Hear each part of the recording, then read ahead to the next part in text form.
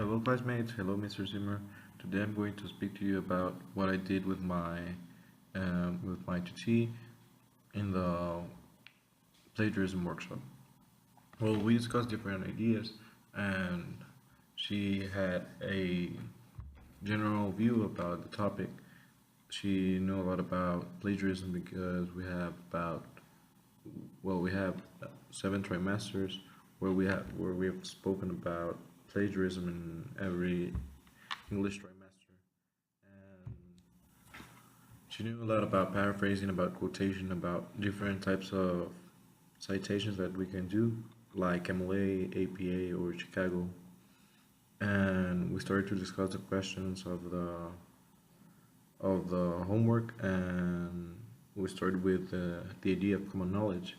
It was interesting that she said that common knowledge is different for everybody, because I think the same thing. Because when when you say that common knowledge is very general, it depends on whether this person has studied a different topic, or you have studied the same topic with people, or you have different nationalities and different or from different ethnic groups. We also spoke about paraphrasing and quotation. She said that paraphrasing is necessary every time, and when she paraphrased, um, she didn't work a lot in paraphrasing in other homeworks in English. She did actually um, textually cited the other works of people, so she could do the homeworks. So now we're gonna work on paraphrasing, so she can develop a better idea of how to paraphrase, how to cite, how to quote. We also spoke about self-plagiarism, which was very interesting for me, because self-plagiarism is technically reusing your work that you had from another year, for example.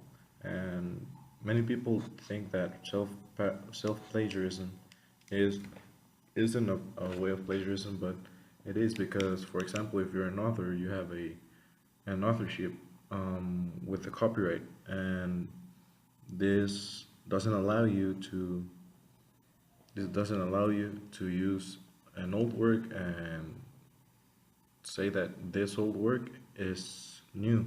For example, in scientific society, if you're doing a research, you should quote an old work that you had, because you can't uh, say that you're working on this new subject if you had already worked on it, because you already have a basis. You're gonna stand out of a lot of people, so it's incorrect. It's a moral issue to self-plagiarize, um, and if you're gonna do that, you should quote yourself, or you should write small sentences, also giving giving the author, in this case yourself, the credit for doing it.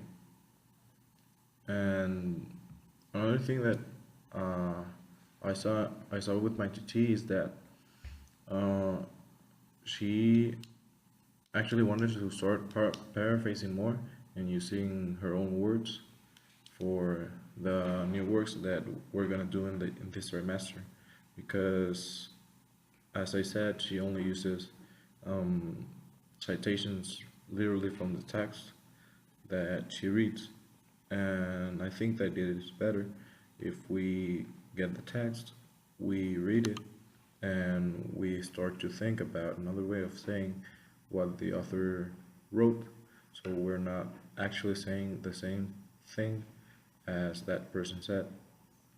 And as for paraphrasing, I saw how she was paraphrasing in the work, and she actually did it well. So I think we're on the right path.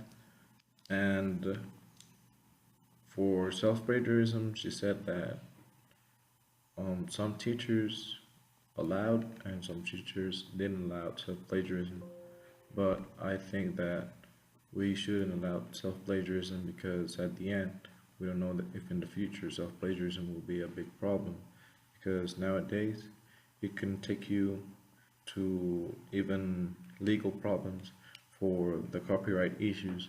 If you lose the authorship of a book and you start writing a new one, and this book is exactly as the last one, and you don't have that authorship of that, so if you don't have that copyright authorship, you will get into prison or get into a lot of legal problems for that, and technically you're technically getting into that problem just for not doing proper citation and quotations of your old works.